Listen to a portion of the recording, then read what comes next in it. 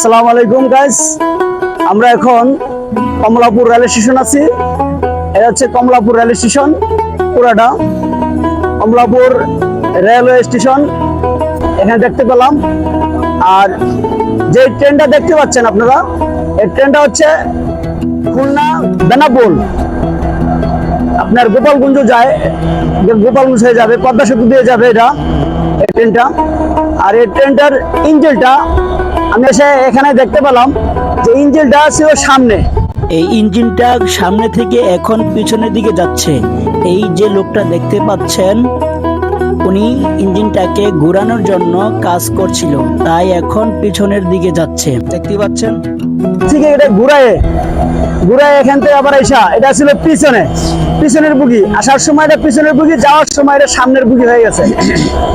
এটা হচ্ছে ইঞ্জিন, ওই যে সামনে ড্রাইভার বসে, আর এই যে ইঞ্জিনটা এখানে লাগানো হয়েছে। এই সময় খুব চমৎকার মজবুত ভাবে লাগানো হয়েছে ইঞ্জিনটা,